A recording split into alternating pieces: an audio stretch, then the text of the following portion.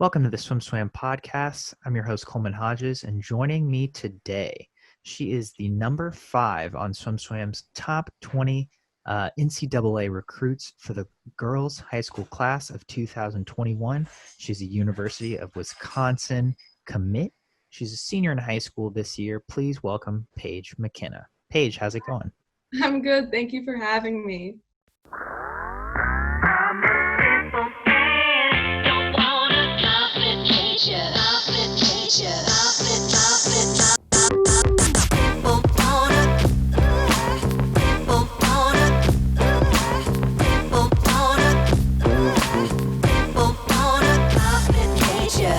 Absolutely. Thank you for coming on. So reasons you might want to tune in today, we're going to get to know Paige. I've never met you in person, but I have read about you a little on paper. She trains at Nation's Capital in Damascus, Maryland. She trains under Coach Bruce Gemmell, who is known for training the great Katie Ledecky, who also swam at NCAP. Paige is a distance-free specialist. She's under 16 minutes in the 1650. She's 440 in the 500 free. She could already be an NCAA scorer going into her junior year at high school. She's a senior now. So she's looking to be, she's looking to make some waves at the college level. She's obviously already made a name for herself in high school. Paige, let's get to know you a little bit more. How did you get into swimming? Well, I started at like a young age, I guess. I started with like a small team in Pennsylvania called Tri-Valley, and it was just like competitive swimming, and I don't know, it just like got, I guess, like I don't know, I just started to enjoy it more, and I enjoyed swimming and meeting new people, and then I like moved to another team and then a couple more teams after that, and it just like it's what I loved doing. So yeah. Did you play other sports when you were younger? I tried soccer. That didn't work out, and I tried basketball, which also didn't work out. So swimming was the best sport for me. What didn't work out for you about basketball or soccer? And so was swimming kind of the default? It's like, well, I can do this, so I'll stick to it. Or was there something that really pulled you to swimming? Well, with soccer, I just don't like running, and like I think I quit the day at soccer practice when someone kicked the ball into my stomach, and I didn't enjoy that either. So, and then basketball, I don't like people throwing things at me. So, and I was just best at swimming, so I decided I'll just stick with that. Things hurtling towards your stomach and or face, it's always kind of threatening, never seems good. I'm right there with you. I've had a basketball and or soccer to the face one too many times. Certainly a contributing factor of why I started swimming. And dude, I hear you. Yeah. Low contact sports, it's the way to go for some of us. So you started swimming, and like you said, you were the best at that. What was your first, what really got you loving swimming? Was there an aha moment where you're like, okay, this is really fun for me. This is really what I want to pursue. I don't really think I had like the moment where I knew. I just knew I was bad at everything else. And I just like enjoyed going to practice every day, and swim meets were all so fun for me. So I just kind of decided to stick with swimming, and yeah. Do you have older, younger siblings? Yeah, I have an older sister. She swims for Special Olympics. So we have like swimmers in the family. My dad swam in high school. So yeah. Nice. And so you've got a swimming background. And how long have you been swimming at NCAP now? Almost 4 years. Okay. So you've been in NCAP for a while. What clicked for you about that club? You said you'd been to a couple different clubs. NCAP for 4 years now, your whole high school career. and even a little before that. When you first got there, do you remember your first day of practice at NCAP? Yeah. So I tried out over the summer, and I don't really remember much of it. I think I was training with Sue Chen's group, so I was in like the younger group, and her warm-ups were extremely hard, and it was long course, and I was like struggling a lot actually, and I was like, I'm not sure if I want to do this, but it was like, yeah, I tried out for 2 days, I think, but all of the girls there were so inviting, and I just really felt like part of the group, like from that first day, and the coaches were so nice, and just the whole team in general. So you mentioned Sue Chen. For those who aren't familiar, Sue, known for developing a lot of young talents. I think most notably was Jack. She was Jack Conger's coach for a long time. Who 2016 Olympian, All-American swimmer, an NCAA champion at Texas. So you started out, age 13, 14, in Sue Chen, and you mentioned that warm up was pretty hard. How long were you swimming for Sue in that group? I think I started when I was 14 until exactly my 15th birthday. I moved up to Bruce's group. Was that your birthday present? Yes, it was.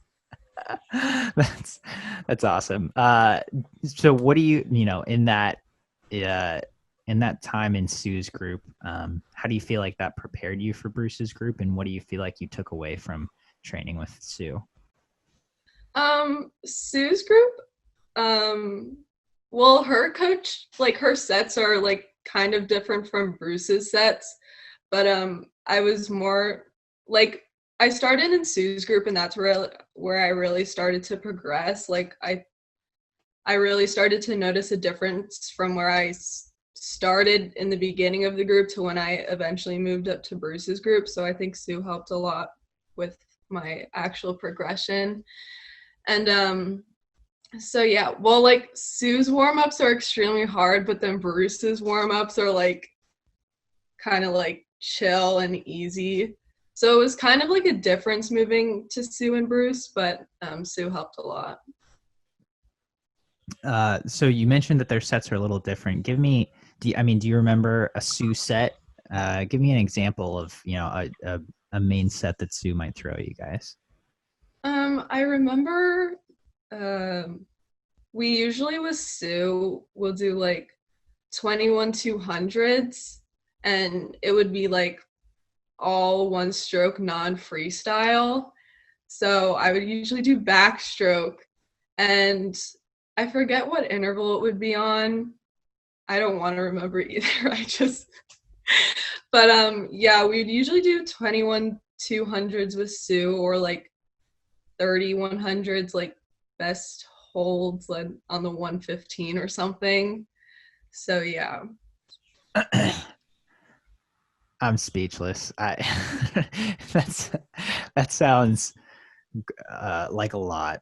But you made it. You made it through. I can see why. I can see why your 15th birthday was such a happy time. That sounds intense, man. How? It is. Okay, so mentally, take me through one of those sets. I mean, how do you get through that? How do you stick with swimming through something like that? I mean, are you someone who enjoyed that pain, or are you someone who just kind of shouldered through it, and you're like, well, I did it, and that's that, and move on to the next day? So usually during those sets, it depends how I'm feeling that day. I know I don't like to look up on the board and see that I have to do 21 200 backstroke. So I kind of just like go with it, because I know it's not like my best stroke, or like, yeah, but I usually just try to give it my best, and I just like go through the motions of getting, because usually it's like, I don't even know how it's like split up, but we don't go straight 21 200s, like there's rounds to it, but just trying to get through each round, just like round by round. So there's a process to it that makes sense, and it's not just straight. That's relieving for me to hear. um, so you go through sets like that. Tell me about your teammates in that group. You know, were they supportive of that? Were they kind of in the same boat as you? Were you leading the pack, or were you, you know, middle of the pack? Were you the caboose? I mean, where were you lane wise, and in that group, what was kind of the dynamic with you and your teammates? Usually on a set like that, when it's like stroke, I'll be in like the middle, I guess. Because I'm obviously not a very good backstroker to be going in the front. But we on sets like that, we always like to encourage each other and we cheer each other on, and it makes the set better because you know you have your teammates next to you also in the same position as you, so it makes it a lot better. So we obviously know your freestyle prowess is on point. You've got a lot of range, 147 in the 200 free, all the way up to 1548 in the 1650. Tell me about your other strokes. You know, you say you're a decent backstroker. You would do that for 21 200s. Um, what's up with your relationship with butterfly and breaststroke? So I'm it depends. I really can barely finish a 200 fly, but breaststroke, it's like up and down. I remember one year where I was like suddenly like decent at breaststroke and it surprised everyone, and I was at like a meet in Richmond and I made it back to the B final of the 200 breaststroke long course and I won it. And Bruce is just like, maybe you're a breaststroker now. And I'm like, oh. And now this year, I like, after that big brushstroke season for me, I injured my knee from doing brushstroke too much. So I had to completely stop doing brushstroke, and I haven't really been able to get back to that. So, I mean, yeah, and Bruce is always trying to turn me into a 400 IMer, which he says distance freestylers should be good at the 4 IM too. But I kind of just like, I try to push back a little bit, but yeah, I also enjoy the 4 IM, except for the fly part. I do not like the fly part. I think we can all agree that the fly part in the 400 IM certainly the worst. Thank God it's the first. We can just get Yeah. it out of the way. Uh, I think that might be anyone's response when your coach says, "Hey, I think you're a breaststroker." I think the appropriate response is, "Eh." I think you said it best. Yeah.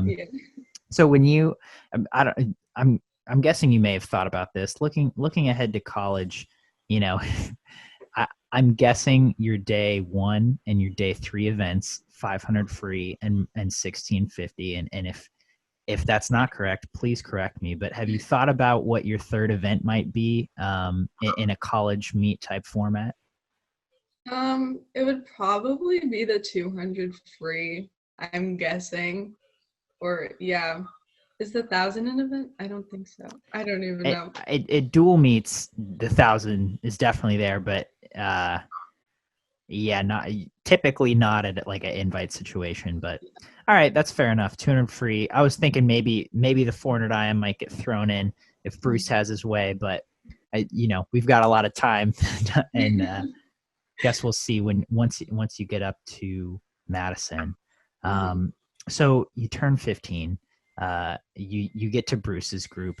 Tell me about the first practice with Bruce. You said that warm-ups are easier. What else was it like training with Gemmell? I don't really remember the first day like vividly. I do remember I got there like early and I was just sitting on the bench and I was like shaking because I was so nervous.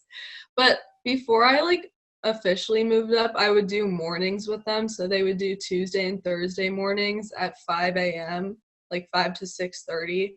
So I started there, but the group wasn't as big in the morning as it was in the afternoon. So I think my first day was a combined gold 1 and gold 2 group. So there's like multiple groups, and I was put into Gold 1 and Sue coaches Gold 2, but they usually combined it. And I don't really remember what set we did, but I do remember I struggled a lot with it.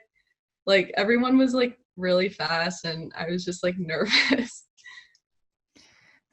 It seems like a big group. Can you name some of your teammates in that group just to give our audience some context on just how fast some of these kids are?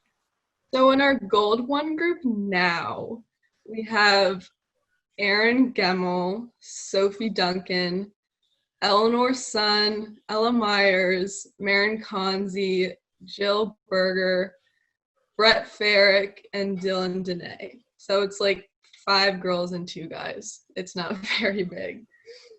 That's a little surprising. That's not very big. Is that typical for that group, or is that pretty small for you guys right now? I think it's about the same we had last year. Most of the seniors we had in Gold 1 went to college. So last year in Gold 1, there was only 4 girls. So it was me, Erin, Erica Chen, and Chase Travis. And then I forget how many guys there were. But yeah, so like the group dynamic changed too, because now we have more girls, but also we have more stroke people. So yeah, it changed a lot. Interesting. That's so. What do you think about how big is Sue's group? I don't know like the exact number, but it has to be like maybe around I don't even know, like 10, like 15 maybe. Okay. Interesting. So what do you think about, I mean, usually at a club, especially one like NCAP, well, my assumption was that at a big club like NCAP, you would have a top group that had, 20 to 30 kids in it. Your training group is 7 athletes. What do you think about having that smaller training group? It's definitely like different. I actually enjoy it a lot because you get to like know each other better, and we have like afternoon practices where it's just Gold 1 and it's like nice. But most of the people in my group are all stroke people. So it's kind of like difficult for me because I'm like the distance freestyler. But like we get along really well, and we have a lot of fun during our practices in a small group. Like last week, Bruce let us order pizza after practice. So we get to do a lot of things that bigger groups probably wouldn't get to do. Pizza for 7 swimmers is a lot different than pizza for 30 swimmers. Mm-hmm. I say swimmers because one swimmer can eat a whole pizza, and but that sounds like a big bonus. Yeah. That sounds super cool. So you mentioned that previously your training group, at least female wise, you had Erin Gemmell, who is a junior national champion. Bruce's daughter, right? Mm-hmm. Yeah. And then you had Chase Travis, who was a distance phenom herself, now a freshman at Virginia Tech. Again, you said when you moved up, there's a lot of fast kids. Once you kind of got into the swing of things in Bruce's group, what was it like having those 2 girls as training partners? It was fun. I know I would always like look up to Chase, and she was a good training partner to have.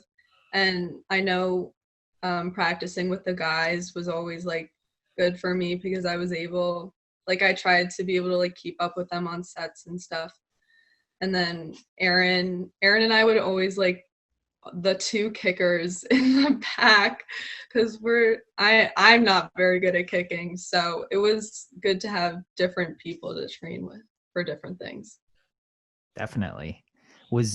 Can you recall a set in the last couple of years that went really well for 2 of you or 3 of you that you guys were really throwing down on? Because I'm guessing, you guys pump out some pretty serious yardage. Mm-hmm. So maybe not one that went specifically well, but I know like we would do 10,000s for time or 5,000s for time, and I always enjoyed those. Or another set we did, it was like 25 200s or like a set of 200s, but you got to choose when you would race or when you like took an easy one. But he had like time standards, and we would have to rack up points to be able to leave practice. So I think for the girls you had to be under 153 or 155, I don't remember specifically. And yeah, that was a really fun set that we all did really well on because I think we got the points relatively quickly. So yeah. I would like to get into both of those sets because they both sound intriguing for different reasons. Let's start with that set of 200s. That's, I've seen coaches do other sets that are similar to that. I think it's super cool. But you mentioned, the time standard. You guys had to rack up points. The time standard for the women, either 155 or 153. Regardless, if you're going that multiple times in practice, that's pretty speedy. That's like a solid Division I collegiate swimmer time for a female, and you guys were just throwing them down. So do you remember what you personally were going on those 200s and how many you guys had to rack up? I think I got 8 in total points, or I think around there. And I think for a couple of them I was holding 151s, and then near the end I was getting towards 153s. So, but we got to take like easies in between if we wanted, like easy 200s in between. So I think that helped. But yeah. Do you remember how many?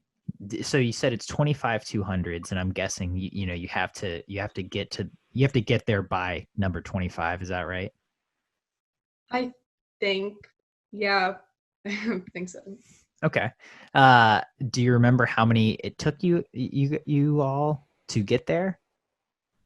Um, I'm not sure because it was like a long time ago, but I know since there was a lot more kids in the group, it was like easier to get to the amount of points that we needed.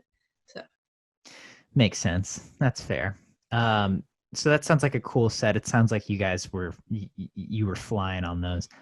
And you said that 5Ks or 10Ks for time, not uncommon, and that you enjoy those. Not something you hear every day. What do you enjoy about a longer swim like that, especially with the elite training partners that you have? um, I enjoy like being able to swim like kind of at my own pace, but I do always forget to count. So I kind of like mess up where I am. But it's just like relaxing to be able to swim that long at your own pace. But it's kind of difficult to see where everyone is. But yeah, I always have to mentally prepare myself for those sets. Like I have a routine during the day because usually we know, like he'll tell us if we're doing one of those. So I usually like eat cookie dough before practice. That's like my thing. I don't know. I just every time I had cookie dough before practice, I would do really well. So, and it's edible, of course. I wouldn't eat raw cookie dough. But yeah, I always have like a specific routine that I do. Well, that this just begs the question: why cookie dough? I honestly don't know. I just like eat cookie dough. Like I'll make it or I'll go buy it, like the tubs of edible cookie dough at the store. I don't know. I just saw like an Instagram post one day about cookie dough and I was like craving it and I couldn't stop craving it, but I would notice how I would do well like at each practice before I eat cookie dough. So it was kind of just like added to my routine. You can't argue with the results. You eat cookie dough before a long distance practice, do well. The Paige Mhm. McKenna Paige McKenna method. I love it. That's awesome. um, so you're into long distance practices. you stack up on cookie dough before them. It makes sense. Is there anything else that goes along with that routine? I usually take a nap before. I like have a really flexible school schedule, so I don't have to be at class because I do online school and I don't have to be at class at any specific time, and it's just like my schedule and my pacing that I want to go on. So I usually like get in a nap before practice. Nap, cookie dough, kill a 10K for time. There you have it, folks. So it's awesome to hear about this NCAP culture that you've been a part of building under Bruce Gemmell. Have you ever? I have to ask. Have you ever trained with Katie Ledecky? Yes. And usually every time that she comes, Bruce puts me in her lane. I have gotten lapped multiple times, of course, but it's always fun when she's here and we always talk. So yeah, it's definitely interesting. I think the first time she came to practice, I was like fangirling because I was like younger and I was like, oh my gosh, that's Katie Ledecky, like, and I'm swimming in her lane. But yeah, it got more normal the more she came, but it's definitely fun each time. Having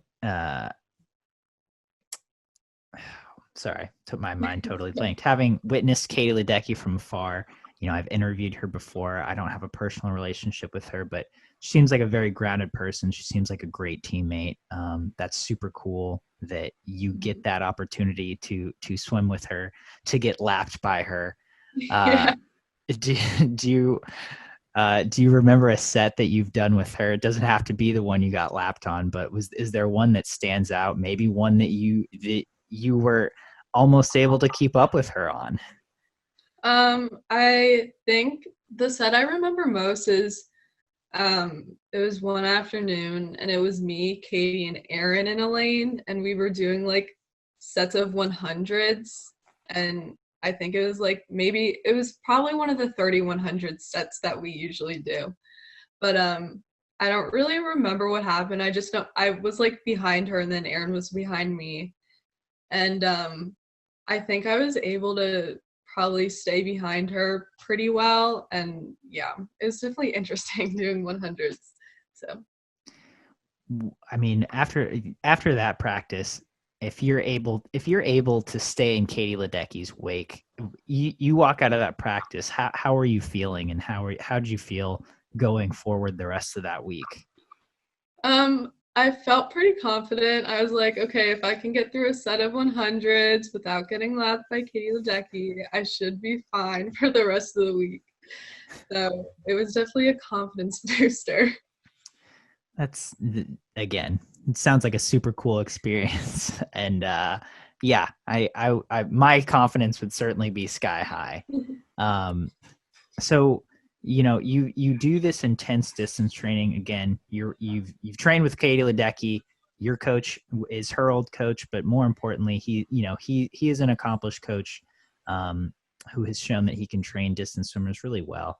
Going into any given race, if you're behind the blocks and you're getting ready to swim 500 free, 1650, what do you feel like your training does for your confidence?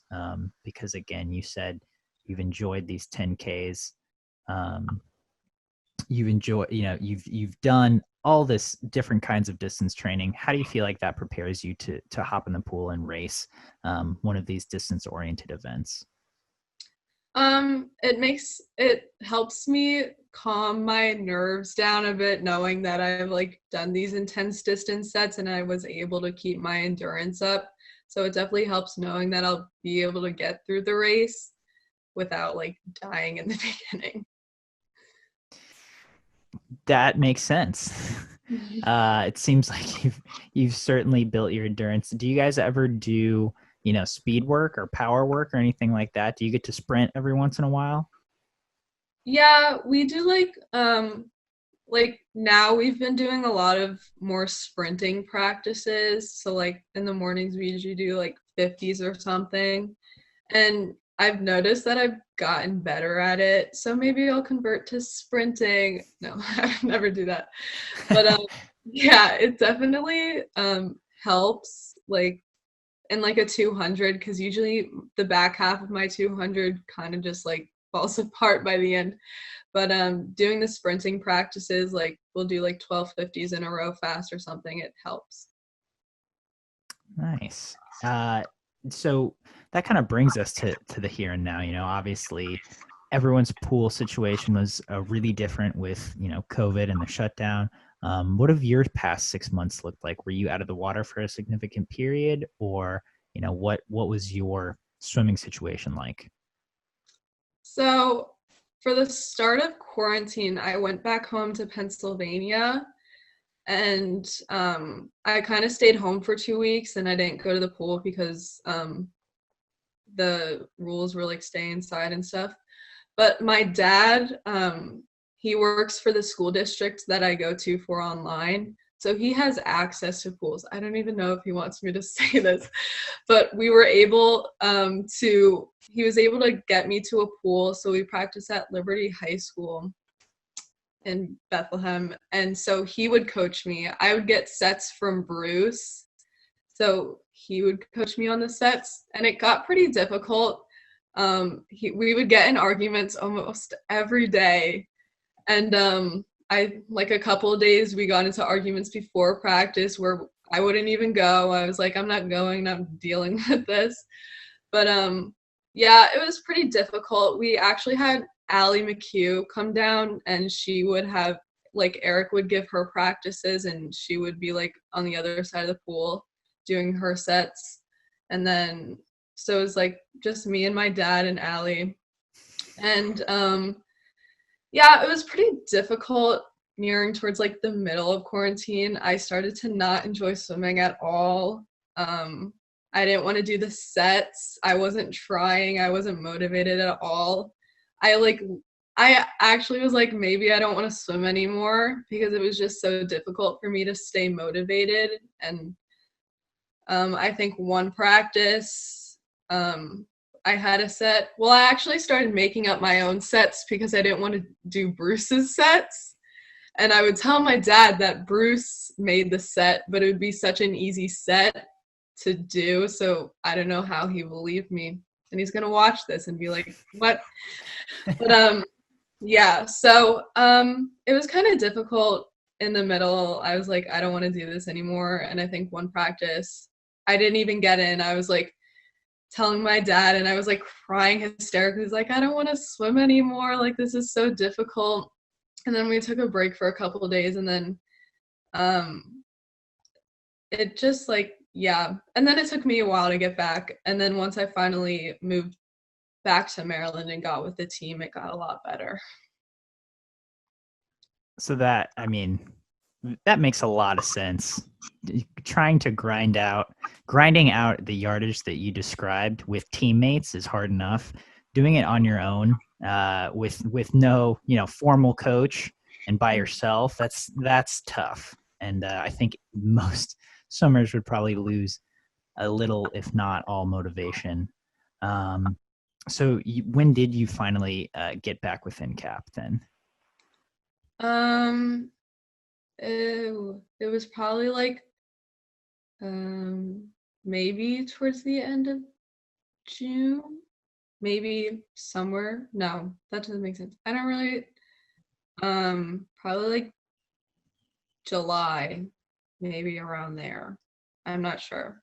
Like the beginning of August, I don't know. Somewhere around there. Sometime in the summer. I think time's slipping away from all of us during this weird period. So you get back, you spend at least 3 months away from your club team. We talked about this before we got on this podcast, but you actually have 2 apartments, one in Pennsylvania where your family lives and one in Maryland where NCAP is, for you to train there, and you live there with your mom. Tell me about how long that situation has been standing and what that has been like for you personally. So in the beginning, it wasn't my idea. I knew I wanted to get serious about swimming, and then all of a sudden, like, my mom and dad were like, how about you train for NCAP? And I was like, what's that? Because I really like had no knowledge of like any teams or anything. And my mom was like, oh, Bruce Gemmell is Katie Ledecky's coach. Like, we should go train down there. And I'm like, oh, so we're all moving. And my mom's a nurse, so she decided to become a travel nurse. So she'll have like a contract for 13 weeks anywhere where she has a license. So she got a license in Maryland. So we got an apartment next to Georgetown Prep where I train.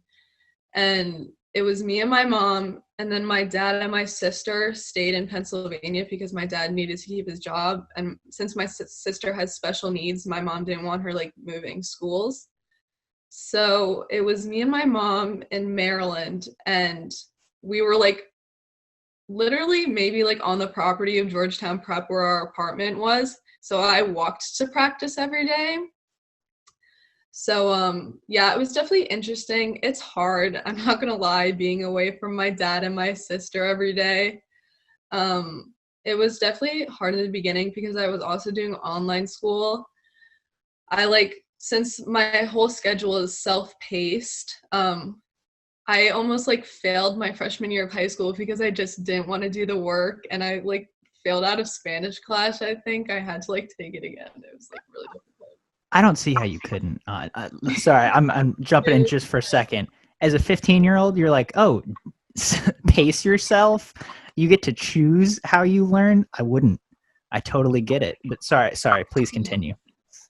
So yeah, it was like, and I was just getting like more behind in school, and I like didn't like learn from my mistakes. So I kept doing the same thing every year until like last year, the last semester of last year, I was like, oh, maybe I can get ahead and actually do my work. So yeah, then I decided to actually do well in school. But yeah, so right now it's me and my mom works in Philly, so she like travels a lot. And then yeah, and then I moved for college, and then my mom's getting a travel nurse job in Wisconsin and living there for 3 months before she moves back home with my dad and my sister. So That's a lot of movement. And so how far is it from your apartment in Maryland to your apartment in Pennsylvania? like 3.5 hours. Okay. So drivable, but still pretty significant. Yeah. Yeah, I mean that sounds hard, being away from your family that much, and to top it off, having to discipline yourself enough to get through your studies and then go to swim practice every day. It's a lot to manage. So let's kind of wrap it up, bring it to the here and now. You're going into your senior year in high school. You're back swimming with NCAP. How are you feeling about this coming year? Just kind of moving forward through it. Do you feel a little more prepared? Do you feel a little more at ease with your situation? Yeah, I definitely feel like I've grown since quarantine, and it's still like I don't really know what the next year is going to be like regarding like meets and stuff, but it's like easier on myself knowing that I've been training hard and like I've gotten back to the place where I was before quarantine. So it definitely helps. And the last question, you're in your senior year of high school, looking forward a little bit to that. Tell me about your thoughts on after this year heading to Wisconsin to start swimming and learning at the University of Wisconsin. I am like incredibly excited. Like you have no idea. I'm just excited to be with the team, and Eric's gonna be my coach, and I'm just like really excited. Me and the people in my class always have Zoom meetings, and we just like talk and play games and stuff, and it's just really nice. And the team is amazing, and I'm just so excited to be there. Well, Paige, I'm personally excited to see how things keep progressing for you this year. Thank you. It was so great talking to you, and thank you so much for taking the time to talk to me. Thank you. I had fun.